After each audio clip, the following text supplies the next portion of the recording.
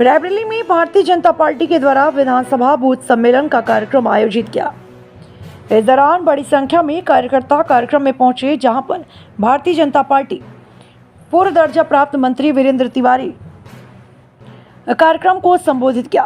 इस दौरान पत्रकारों से बातचीत करते हुए दिल्ली के जंतर मंतर पर छात्रों पर हुए लाठीचार्ज और सांसदों की गिरफ्तारी को लेकर उन्होंने कहा कि दिल्ली में जो छात्र धरना प्रदर्शन कर रहे थे वह छात्र नहीं थे, वह अलग अलग राजनीतिक संगठन के लोग थे जो कि माहौल को खराब कर रहे थे, पुलिस पर हमला कर रहे थे।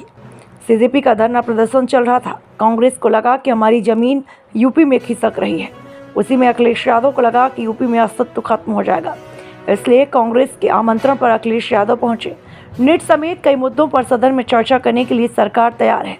छात्रों के साथ जो खिलवाड़ हुआ, जो दोषी हैं उन पर कड़ी कार्रवाई की जाएगी।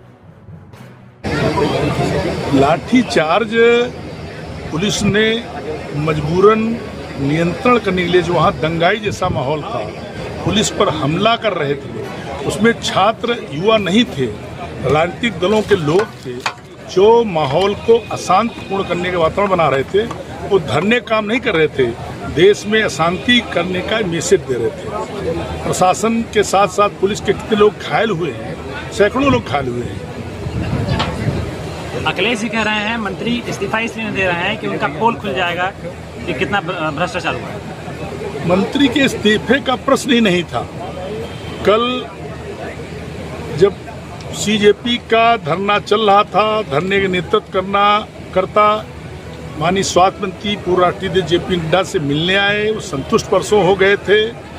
और उसके बाद कांग्रेस को लगा कि मेरी तो जमीन पहले खिसकी हुई, तो अस्तित्व खत्म होता जा रहा है। तो उन्होंने संवैधानिक मर्यादाओं का जानबूझकर जानते उल्लंघन किया है। प्रधानमंत्री आवास पर धरना प्रदर्शन किया और उसी में अखिलेश यादव यूपी में अपनी जमीन बचाने के लिए कांग्रेस के धरने में राहुल गांधी के आमंत्रण वहाँ आए और केंद्रीय मंत्री श्री जितेंद्र सिंह जी गए, राहुल गांधी से धरना स्थल बात किया, उनकी मांग सुनी। उन्होंने कहा नीट मुद्दे पर और जिन मुद्दों पर सदन में चर्चा नहीं हो पाए, सदन चर्चा हम चाहते हैं। उन्होंने वापस जाकर पार्टी में बात करके फिर जाकर आश्वासन दिया धरना स्थल पर केंद्र सरकार, मोदी सरकार सदन में चर्चा करने को तैयार है, आपकी बात मानने को तैयार हो। तो राहुल गांधी उसमें पलट गए।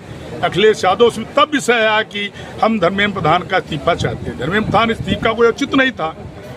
प्रधानमंत्री ने कहा जो पेपर लीक हुआ है, छात्रों भविष्य खिलवाड़ करना महापाप है और ऐसा महापाप करने वालों के खिलाफ कार्रवाई हुई और आगे कार्रवाई होगी। कांग्रेस और सपा ये अपना अस्तित्व बचाए रखने के लिए बिना मतलब का आंदोलन करने का काम कर रहे हैं, देश को गुमराह करने का काम कर रहे हैं और संवैधानिक मर्यादाओं का उल्लंघन करने का काम कर रहे हैं।